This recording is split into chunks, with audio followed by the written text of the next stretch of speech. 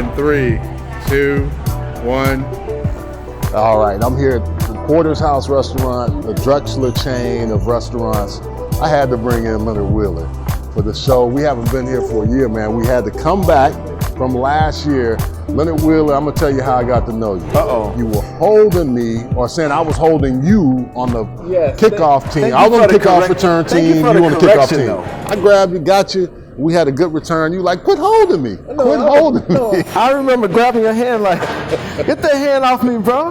Like, come on. 8-year NFL veteran, drafted by the Bengals. That's where we used to run into each other. Minnesota Vikings, and then also the Carolina Panthers.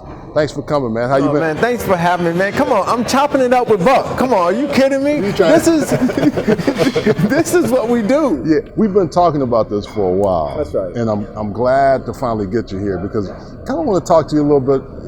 Every time I see you, you're going somewhere here, you're going somewhere there. Yeah. The Bengals win the Super Bowl.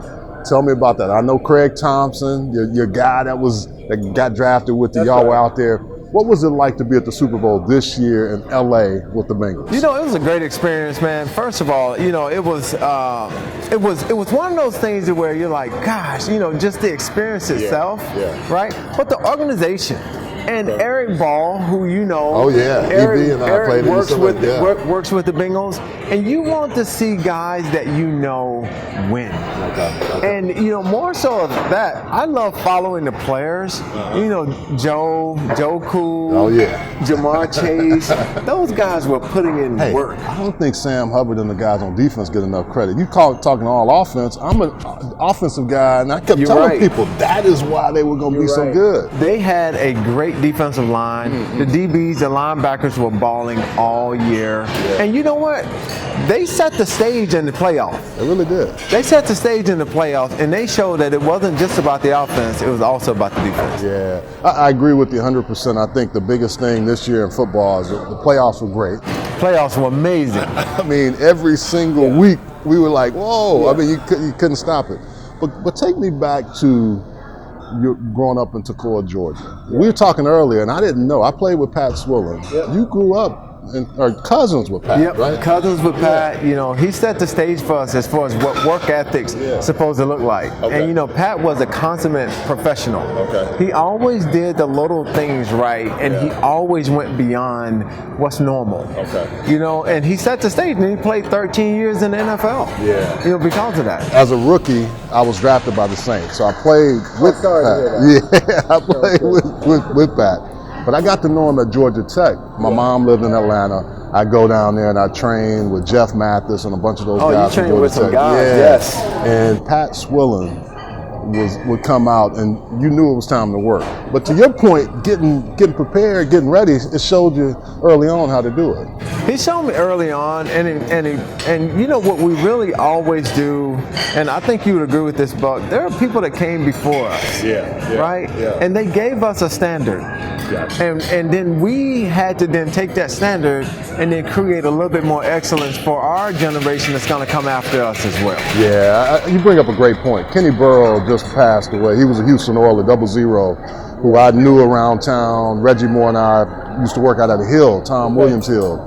That's, to me, where I first learned, like, hey, if I'm going to be a pro, I got to work like Earl Campbell and those guys, That's right? It. Those legends before us, man, they set the stage for us, right? They made things a little better for us, and so it's our job to make things a little better for the generation that comes after us.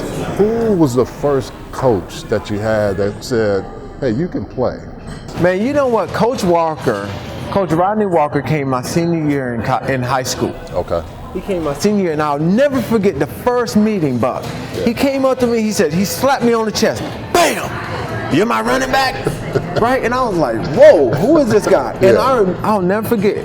He used to always tell us in every meeting, there's only one boss on this team, and it's me. Right? And he set a stage, though, of respect to say, hey, I'm going to help you, but I need you to understand that you're going to have to listen to me, but I can help you get there. Okay. And he was also Megatron's high school coach. Oh, wow. So he also coached Calvin Johnson. He coached Calvin Johnson. Wow. After me. Sandy Springs? Sandy Springs, yep. He became the head coach at Sandy Springs, and he was Megatron's high school football coach. You know, I had a couple coaches in high school like that really kind of gave me the impetus to say, yeah, Belton Narcisse was one, Gary Nichols, and then we had John Pierce, who actually came in my junior year, because I didn't play varsity till my junior year. What, you played football? I played football, basketball, and track. Okay. Which one was your favorite? You know, football was much, okay. Track is the only sport that I can video and watch later. Really? It is. Like, I can literally video track at any point and watch it later. So I really did enjoy track. And you know, my daughter ran track she did as well. Yeah, and yeah. so that was one sport that I really wanted to run in college. Okay. I wanted to run track while I played football in college. And this is the interesting thing, because I tell young kids this all the time: play multiple sports. You do that now. Coaches make it harder though. They do. For them to cross train because they make a sport all year round now.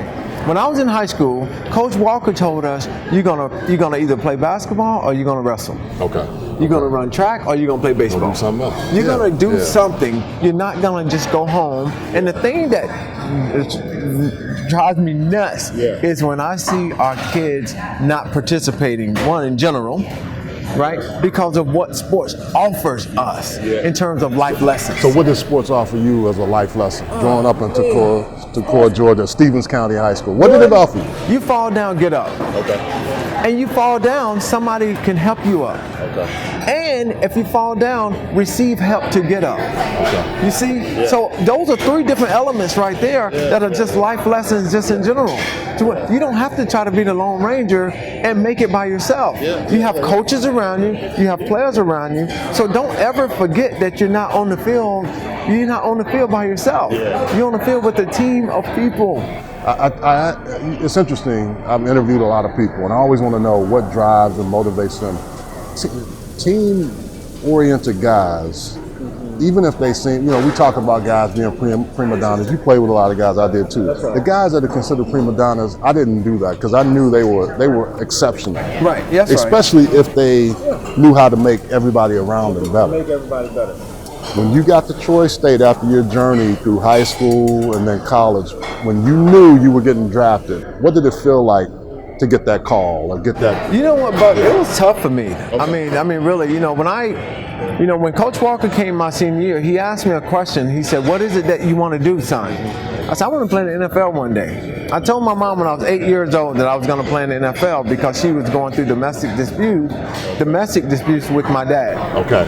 And I remember telling her I'm going to play. Fast forward, Coach Walker takes me to Lees McRae. Okay. I play at Lees McRae Junior College for 2 years because I wasn't highly recruited. Okay. I played up for 2 years. Meet Coach Johnson, who was another mentor of mine, even to this day. My defensive back coach. That said, "Son, what do you want to do?" "I want to play in the NFL." "Let's go!" Right? And he was just one of those fiery coaches who loved the Lord right now. And then fast forward to Troy. I set out of football for 2 years before Troy. I set out 1 year at home. Okay. And I remember jogging around my hometown, and people looking at me like I'm crazy, like, "What's this fool doing?" Yeah. Right? You know how you have a goal in your mind, right, Buck? And no one knows what that goal is, but you know that there's something in me that can't give up. Like, I know you've given me something more. This can't be it. Like, this is not the expiration date right now. What kind of work did you do besides working out? What did you do for work? I mean, man, you know what? Mr. Worley, who, thank God for him, he gave all of us a job. He was an alumni for Georgia Tech, and he gave all of us a job so that we can earn an honest living. And he allowed us to deliver mail throughout Atlanta, Toccoa, Hartwell, Gainesville, and he was giving us this job, man, so that we can earn a living. So it was pretty amazing. Yeah, that's incredible. We're gonna take a quick break, chopping it up with Buck. We'll be right back.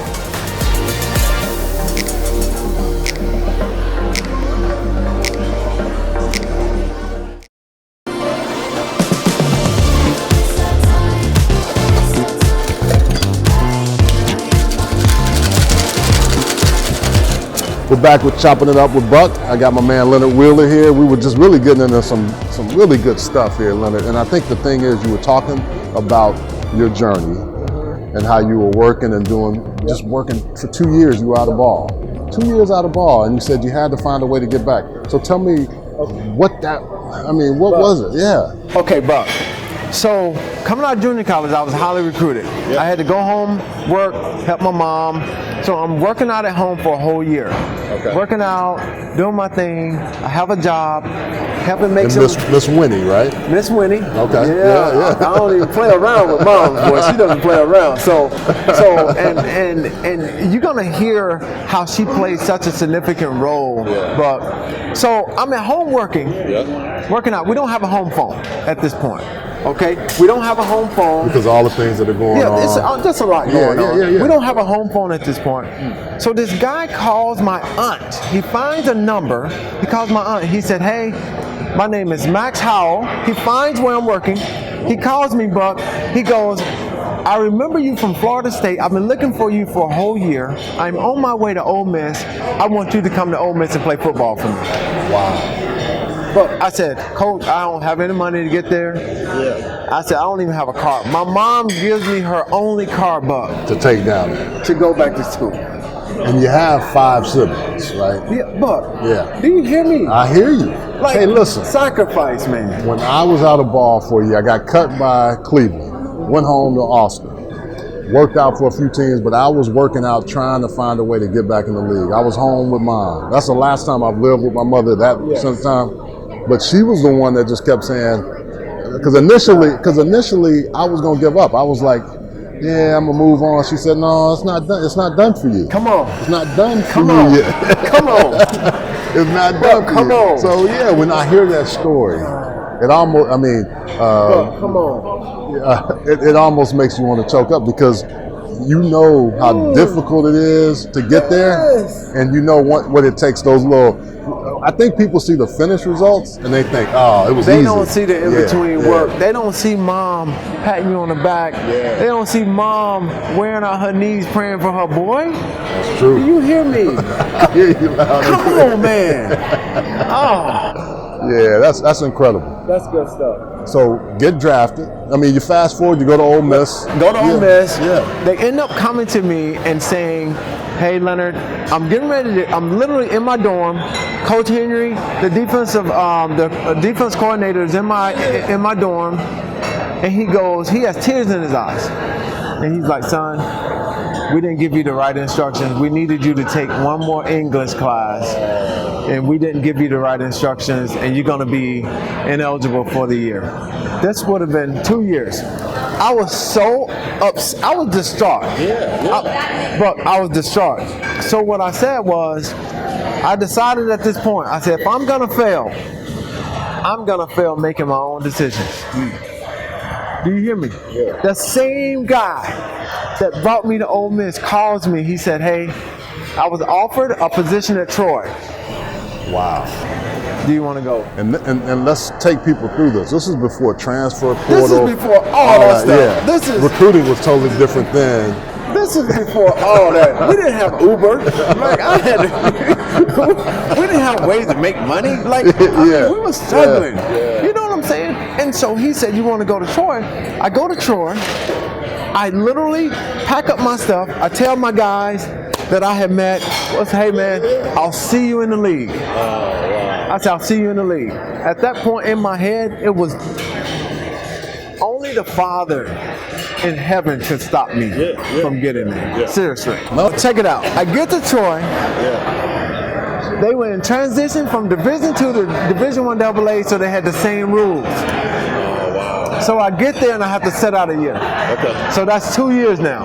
But what was the silver lining in sitting out that year? It had to be something good, because if you're out of ball, and I know you probably wanted to play right away, but being out another year, what did that do for you? Think back to that time. Les Brown says it best. You gotta stay hungry. And I remember listening to Les Brown say you gotta stay hungry. So you were a Les Brown tape guy too. I had all this. Yeah. Like I was hungry. Well, I was hungry for a steak. Miss Mamie Brown's son. Miss Mamie Brown. Well, Miss Winnie. Miss Winnie Mayfield's baby boy. And I remember getting up at 2, 3 in the morning, going to work out on the field by myself during training camp. My roommates would wake up and I would be over there doing push-ups, abs. I was hungry. Buck, I was hungry. Put in 1 year work. Now let me just say this though. Okay. I thank God for people like Mark Fleetwood, who was my defensive back coach, who kicked in the NFL. Okay. Larry Blakeney, who was my head coach from Auburn, came from Auburn my senior year. Think about it. All this is happening my senior year. Coach Walker my senior year, Coach Fleetwood, Larry Blakeney my senior year. Because you really only have 1 year. Are you 1 year? But I do think Coach Maddox, who accepted me to come there before Larry Blakeney got there, and he said, I want to give you a chance. I called Coach Maddox, hey Coach, Leonard Wheeler from Ole Miss. I want to come there and play football. We don't have any scholarships. I don't need one. I'll earn one. Game on. I'm hungry. Let's go, Buck. You off. So what did it feel like through all those trials and tribulations to get that call? It was, man, Where were you? I was in my dorm room on campus. First of all, I played in the All-Star, Blue-Gray All-Star game. I played in the Senior Bowl. I went to the combine and I pulled a hamstring on my 40-yard dash. Oh man! So I didn't get to do any drills. From a what considered a smaller school. Small school. You play 1 year. You don't do any drills at the combine. But I'm still hungry. And now this is before they did all the team, school running with 20 people coming. I had to run 20 times for 20 teams. Ron Meeks, man, came, and he almost killed me in the workout. Like he worked me out as if that was the last workout of my life. And then Coach Schuler for drafting me. And the Brown family for drafting me. So now let me ask you this too. A lot of people have complained about the Bengals organization. And it has. Notoriously, they wouldn't give you what we heard on the outside. Didn't give you jock strap. Didn't give you but one pair of everything. I was there for 5 years, Buck. So you hey, Buck, I was there for 5 years. I'm not saying anything. I plead the fifth. No. But I know from too many guys that went on. But I still see Anthony Munoz loves the organization. I still see Boomer, you and CT, Craig Thompson. A lot of you guys, Eric Ball, who's been there for a long time. What is it about the Cincinnati organization or the people, the fans? It's the brotherhood. Bro, it's the locker room. It's the brotherhood. It's the legends. It's the brotherhood that fights in the gap for you, that fills up your cup.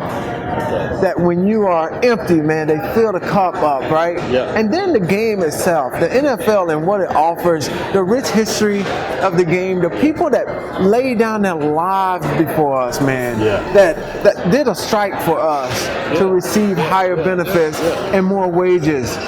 People that fought for us, and it's easy for us to complain about the little things, but I think when all of that's washed away, you start to understand how grateful you need to be for the opportunity that God has given you.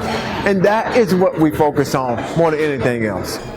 I'm interested to hear your story about post-football more than anything, because you said something that struck a nerve with me. And I couldn't stop reading and I couldn't stop going to it. You said you were in a black hole when you left the game. Because it's hard to describe. I'll tell you something real quick that made me go back to, I knew I was done playing when I worked out for the Carolina Panthers. I was on a bus with Andre Reed, who was going to go on to play probably 5-6 more years. But Andre and I played against each other, and when he was at Buffalo, I was at Indy. I have a box of Bojangles chicken. First time I had Bojangles after that workout. Was the chicken too good, Bob? No, I just knew I wasn't going to play ever again. I knew at that moment I was done. Because you had the chicken, and normally you wouldn't do that. No, it had nothing to do with the chicken. What was it? The chicken just stood out because I knew at that point my body couldn't do it anymore. I couldn't run down the field. I couldn't do anything. It was. I ate that food and I said, I'm done. I'm never going to play again. So fast forward, a year and a half later, I lay on my office floor, considering, what should I do? Should I go get that gun that I have and shoot myself and end it for my family? Or should I keep going? Come on. Now, that's in 96, 97. It's real. It's real. That's a real moment right there. Something pulled me away from that. I had the guys in the NFLPA. It wasn't like it is now. Yeah. So when you talk about your black hole, career-ending injury in 99, talk to me about that. Yeah, it was, just like, first of all, I commend you for being able to share that testimony. Yeah. Because that's not easy either. People might hear it and think it's easy to flow out of your mouth, but I know it's not. I didn't go get the gun, but it was in my head. It was in my head. I get it. I was in pain, whatever pain that was, and I've talked it out with counselors. I've done that, but it was a severe thing of that's the only thing I've ever known. And I did internships. I was broadcast. My life on the outside looked good. Yes.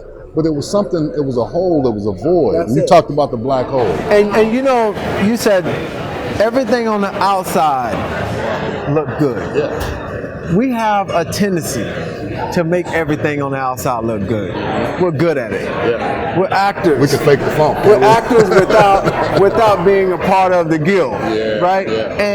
And what was so amazing about the black hole for me, man, I remember having a moment. I had just called New England. And I called Brad and I said, Brad, hey, I'm thinking about coming out of retirement. Brad Sealy. What's up, Slick? What's up? What's up, Sealy? What's up, Slick? And I said, I'm thinking about coming out of retirement. Brad was my special teams coach.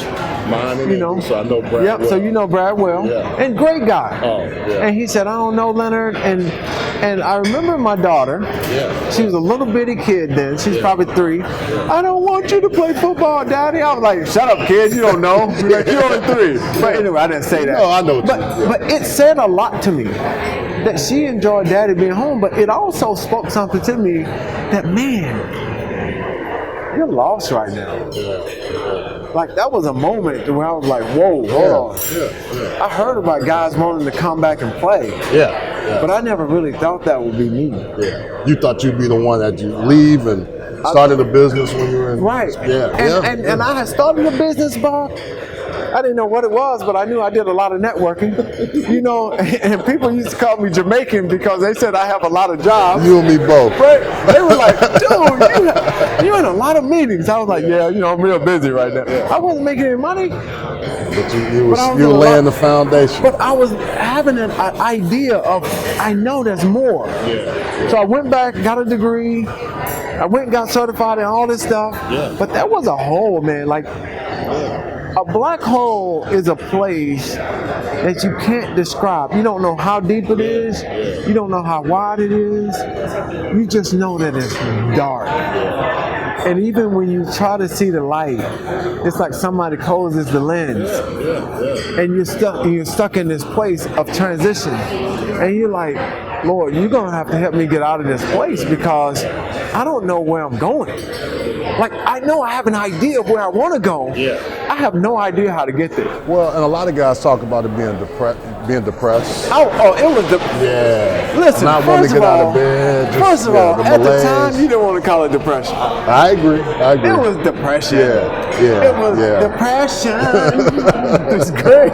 No, I hear you loud and clear. It was 100% depression. And at that moment, I didn't want to call it that because we think it's a weak place to be.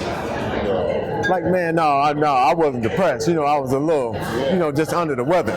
When I was able to say that I'm a coach, that I am a personal executive coach. Went away. Brother, it went away. Brother got up, started walking like, let's go. I'm hungry. Come on. Yeah. And man, that was an epiphany for me. Yeah. But it was tough. Yeah. Tough transition, brother. Well, we're going to take a short break. We're at the Porter's House, the Drexler family of restaurant, Hospitality Roots Hospitality Restaurant with John and Kim Drexler, who have been kind enough to let us hang out here. It's been good with Leonard. We'll be right back after this message.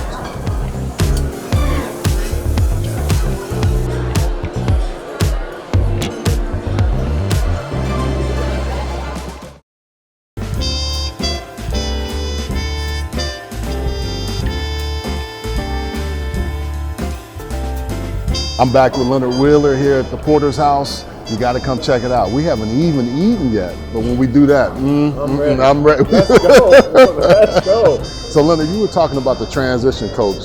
Y'all might see Terry. She's a big New England fan or a Tom Brady fan.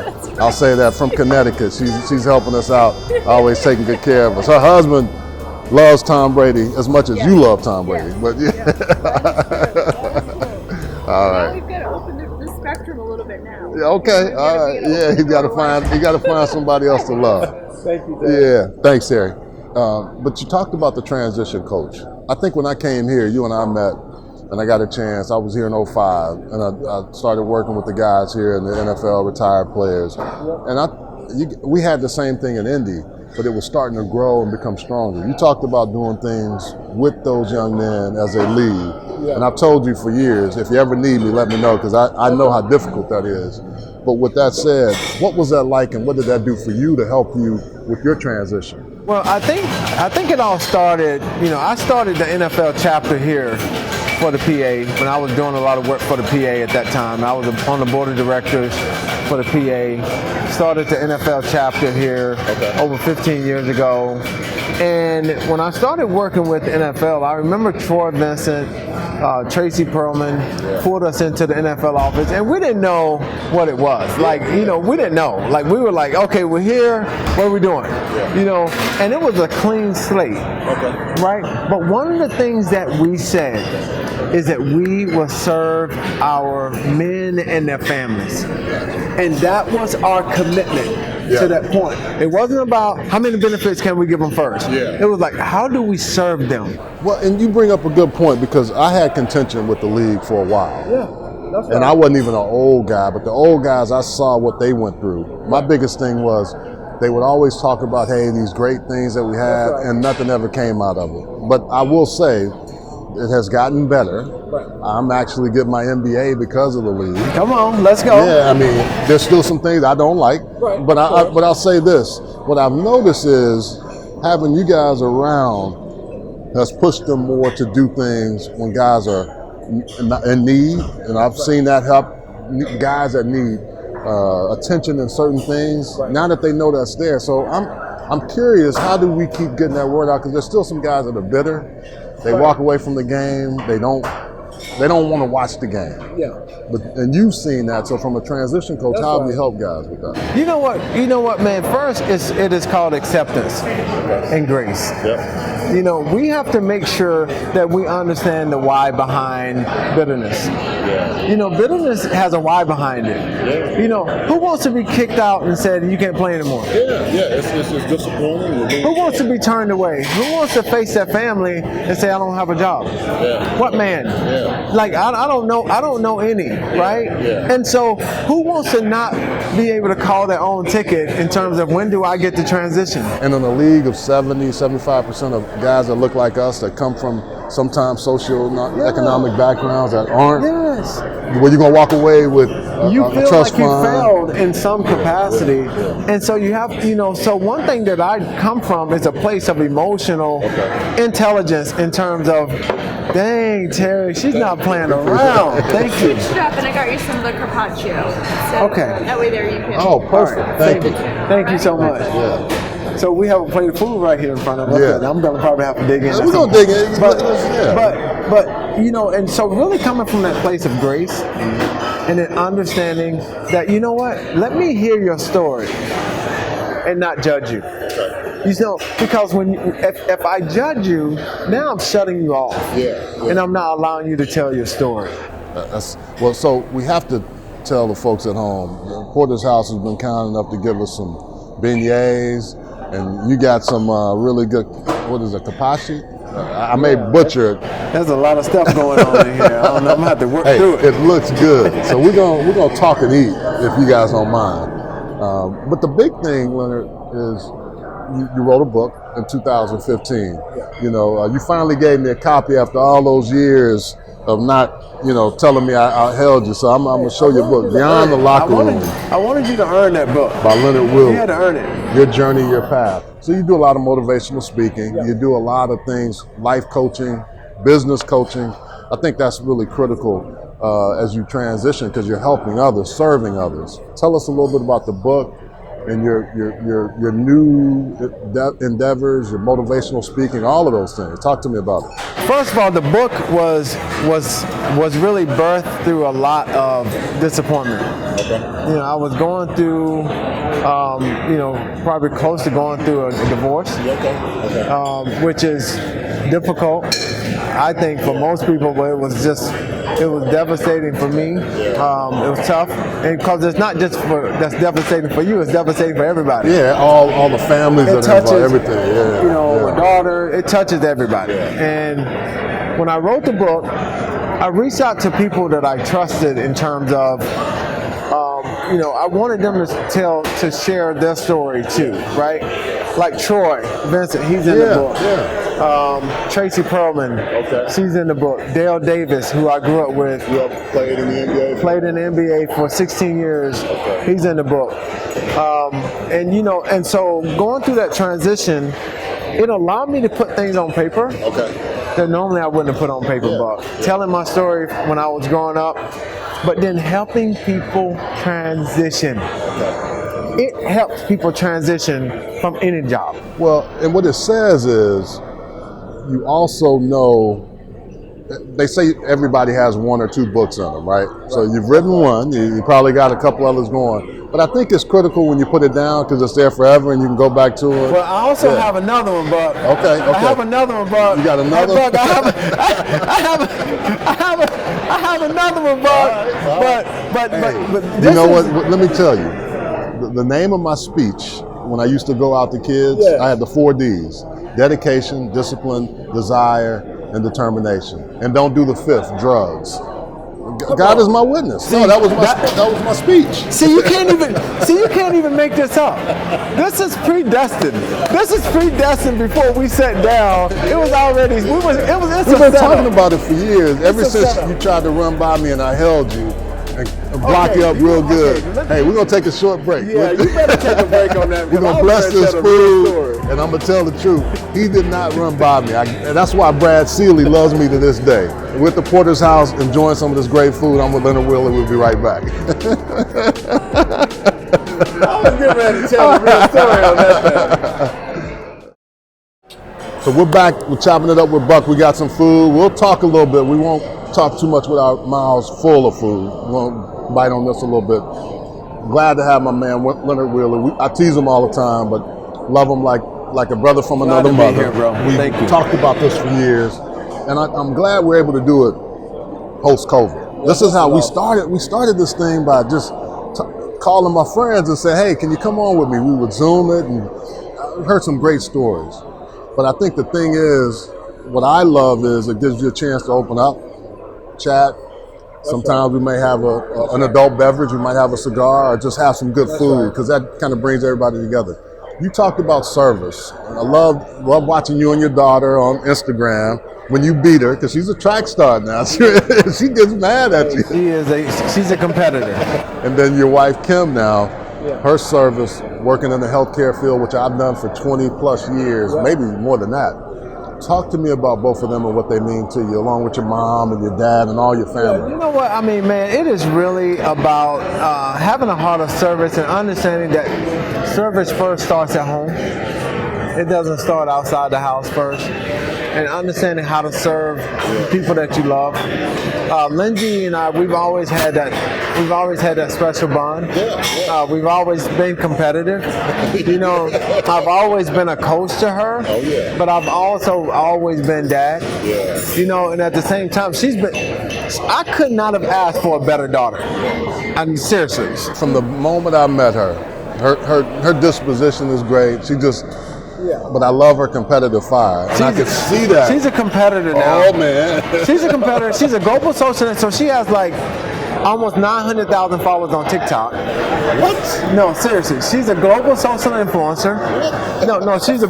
But she can't beat you in the cone drill. She cannot.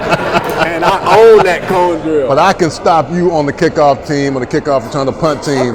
Stop him from coming down. This dude can run now. Big me, he's coming down. And he's an L4 or the 5 because Brad used to like putting those fast guys. I'm gonna tell people right the real there, story. And I could hold him up. Hey, quit holding me. But tell them what happened when you caught the ball and you got chopped down like Paul Monday. Look, the first thing he did, what you did to me, was it came low. Real low. And I said, dude, come up higher, man. Hit me up here. First of all, knees already bad. First of all, take the brother's knees out. Here he is, about 250 pounds, 60 pounds, coming at me with them big oversized shoulder pads. I'm looking at it, I'm going, I'm getting ready to take him out. It was so funny because you didn't even hesitate. Like some guys would act like they're going to go high. Leonard, you went like this. But I remember what you said after I hit you. What'd you say? You looked at me, you said, why didn't you hit me up high? I said, I didn't have to. Like, literally, I remember like it was yesterday. I do too. Like it was yesterday. That's why every time I could find 27, right? 37. Yeah. I'm always looking for you. And I'm going to try, because Brad didn't like to do the cross ones. He didn't like to do where we could catch you guys slipping and ear hole you. So I had to get you right. But hey, Buck, I have to say this. Probably, so Kim and I work out together a lot. Okay. I do a live Saturday morning workout every Saturday morning at 9:30 a.m. Eastern time. Okay. She's right there with me doing the workout. She is a competitor. Okay. She wants to beat me at anything. At everything she can. No, everything. But the thing is, though, she can't. You know what I'm saying? I'm bringing heat. Game on. Yeah. Well, man, tell me a little bit more about what is the next chapter? I mean, books. You got motivational speaking. Your company is doing what it's doing. We have a book that we're writing right now. Okay. And we have 2 books that we're writing right now, actually. And those should be coming out over the next months. Okay. My clients are amazing. Sonic Automotive, Capital One. I work with Martin Walsh at Sonic Automotive and his entire leadership team. They are absolutely amazing. When I wake up in the morning, I'm blessed. When I go and I'm doing things for the legends, like I'm going to the Combine this year, and I'm going to mentor the defensive backs there. Tracy Perlman, Troy Vincent, they're doing such an amazing job. I wish people could just see the work that they're doing, man. They are setting the stage for us to be better, Buck. So what we need to do is we're going to do another chopping it up section at the Combine. You just gave me a great thought. I played in Indy for years. It's going to move, I know that. But I'd love to be able to spend time with you and Troy and Tracy and then sit up and just talk about some of the things, not only that you're doing for the players coming in the league, because it's a lot about what those guys after, the struggles that they've had, and just really spending some time talking through that and what the next chapter looks like. I am excited about what God is doing in my life. I am blessed beyond. I have good friends like you that's asking me to be a part of this so that I can share my story. So I want you to know how much we appreciate you for giving us a platform, because we understand that takes work on your behalf and your behalf over there, young fella. So we appreciate both of you guys stepping in and really giving us a voice. I'm not talking to you anymore, Cherry. I thought we were friends. Now, hey, look, now we got the quarters. Oh, my goodness. Whoa. Hey, all that talking you were doing earlier. I'm speechless. Man, I mean, this is chopping it up right here. No doubt. This is chopping it up with Buck. This is special, bro. We got some mashed potatoes, porterhouse, a 36 ounce, collard greens. We have some green. I'm from Georgia. You know I love greens. I love greens too. I love greens. I'm from Georgia. I think greens were in Georgia before Texas. No, I think they were in Texas before Georgia. Hey, and by the way, John and Kim Dressler, thank you for letting us hang out in the Porter's house. The Dressler restaurant chain, outstanding. Woo!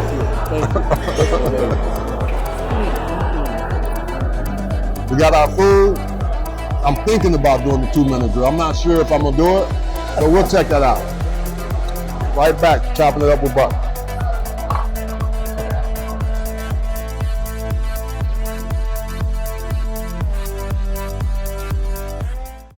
We're back with Chopping It Up with Buck at the Porter's house. My man, Leonard. Hey, even though I'm throwing the flag before the 2-minute drill even starts. I'm throwing the flag right now. You gotta do it. You gotta do it. All right, it's gonna be easy. I mean, well, it may be easy. All right. What was your pregame ritual before every game? Let's go! Come on. I would always go into a state of come on. And another thing I had to do, I had to pee a lot. That is true. You drinking so much Dude! or whatever. Man, you're fired up and then you have to go to the bathroom. Come on. What's your favorite movie quote? One of my favorite movies was one of my first movies was Shawshank Redemption. Ah, good movie. That was one of my favorite movies. That was one of my favorite movies. So I have to probably kind of lean on that a little bit, but I do love the movie Life though. You know what I'm saying? You're right, Ray. You're right. Eddie Murphy and Martin Lawrence. Come on. Okay, who was the hardest guy to defend, either on your team or the opposite team when you played? I did have to practice against Chris Carter. Okay. With the Vikings. So Chris was a beast now. I would say probably Shannon Sharp. Okay. Because Shannon was so dang strong. He was. But Andre Rison was hard to guard when he had a lot of wiggle. Kind of like Steve Smith back in his, in his early days. He was stronger than I think people gave him credit for. Oh, he was a great receiver. But Anthony Miller was probably the fastest at that time. Now, Carl Pickens, you played against Carl every day. Was a beast. Yeah. What made him so special? You know what made Carl so special is because he believed that he was special. I got you. Seriously. Yeah. His confidence, people might call it arrogance or overconfidence. Well, I don't care. And he needed it. He was getting a lot. He was scrappy. He would fight. He wasn't just a typical receiver to lay down and just take it. He was strong and he was a consummate professional. If you're a superhero or supervillain? I'm a superhero and I'm Superman. Let's go. Superman. It's like Superman can do everything. People want to transport, but let me just fly there. I'm stronger than anything. I can beam through anything. I'm Superman. Okay, Superman, that's a good one. Who was your idol growing up? Who was the guy that you said, man, I want to be like Tony Dorsett. Tony Dorsett, TD. Man, I was Tony Dorsett. Man, that's Tony Dorsett. Tony Dorsett had the style. That was Tony Dorsett, man. Because you were more of a running back in school. I was more of a running back, but it was Tony Dorsett. Yeah. Tony Dorsett had the smooth hair. Yeah, well, I'm going to tell you who I was. I was Earl Campbell. Oh, see, that makes sense. Earl. You know what? But that makes sense because you always trying to bruise people. Yeah. Why are you trying to run over people? You want me to be finesse? You want me to be I can make people miss, but Tony Dorsett made people miss and he ran over people. Yeah, a little bit. Okay, all right. But Earl Campbell was a beast, though. Earl Campbell. Earl was a beast. Man. Jack Tatum. Remember that time Jack Tatum hit him so hard? Earl didn't fall. But let me tell you though, Earl remembered that I don't want to come back up in here like that anymore. But he kept running. Maybe not that day. Earl Campbell was a beast though. What's the best thing you've done ever? Just the thing that you think about and you're like, oh man, I love this. I could do this again and again and again. I think the best decision I've ever made is to give my life to the Lord. Okay. I really have to say that was the best decision I ever made because I've never had one regret about it, like ever in my life. And it's one thing that if you want to pass on to anyone or to your kids or to your friends, it's one gift that is a gift that they can live with forever. And it keeps giving. It keeps giving. Yeah, it keeps giving. So that's the one thing that I just... See, you thought it was going to be more difficult. That was great. See, I let you in on a good highlight. Yeah. I appreciate thanks you, for coming, man. We're going to do this again. I really appreciate it. Yeah, we're going to do it again. So thanks for having Leonard Wheeler and Chopping It Up with Buck. We have been at the Porter's House restaurant. Great. They're serving us food. We got all the stuff coming. That's right. So thank you guys. If you are in the Waverly shopping area, you got to make sure you come out for a great meal. Chopping It Up with Buck. Let's go chopping it up with my man, Buck. Let's go.